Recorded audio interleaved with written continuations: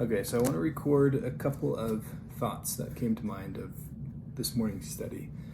And this is from the talk, The Example of Abraham, June 1975, from the first presidency. They're celebrating the ordaining or the receiving of the Melchizedek priesthood, the anniversary of the receiving of the Melchizedek priesthood in 1975.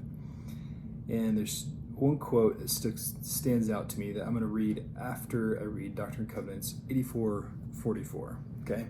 Doctrine and Covenants says, "For you shall live by every word that proceedeth forth from the mouth of God."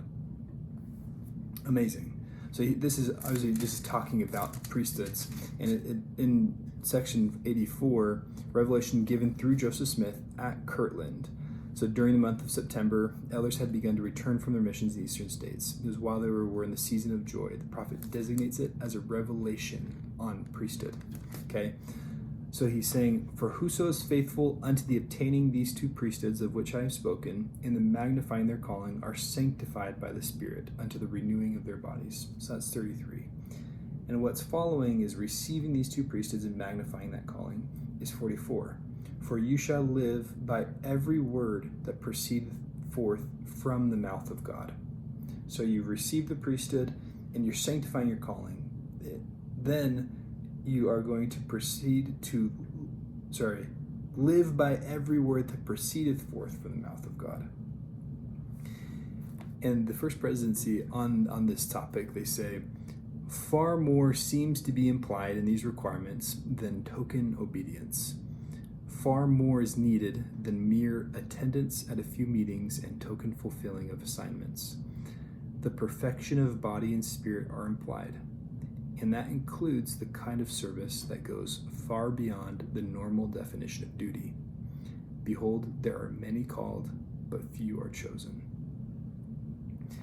What stuck out to me is that it's not just doing what we're asked, but it's living by every word out of God's mouth, every single word. It's not just blanket obedience. It's not just doing what our priesthood leaders say, but it's seeking for revelation from the Lord and then doing that revelation from the Lord. It's exercising your creativity and your talents. It's magnifying those talents. That's what he's asking us to do here. He's not asking us just to go to church and just to fulfill the calling and just to give tithing, but he's asking us to live the law of consecration by living by every word that proceedeth forth from the mouth of God. He's asking us to do what he asks personally of us. And the impressions that we receive, that's what he's asking us to do.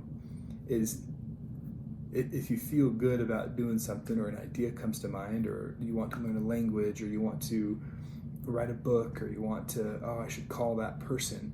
Those ideas, that creative capacity within you to create, to do something that's never been done, to make something come to pass here on this earth, that's what he's asking you to follow. And that's what he's asking you to do.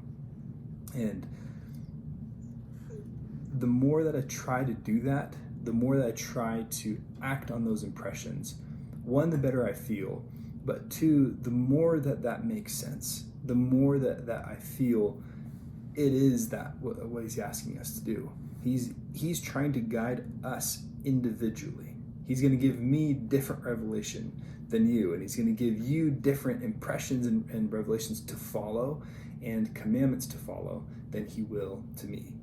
There are personal commandments and there are general commandments, and those personal commandments are what sanctify us and what make us truly his as we give our will to him to say, yes, I will do what you ask of me personally, not only of the whole church, not only of the members in my ward, not only the members in my elders quorum, but I will do what you ask of me personally, and I'll fulfill those, and I will see what comes of it, but I will do. Just as Abraham did, I will do.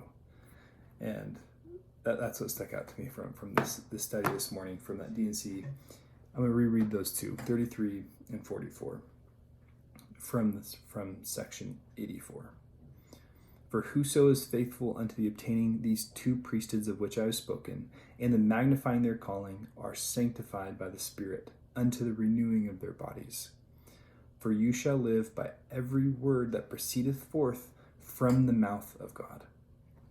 I'm going to add in to you as an individual, to you as a creative producer, to you as somebody who gives back, to you as somebody that is an independent agent. He will use you individually and uniquely than he will use me. So that I bear witness of.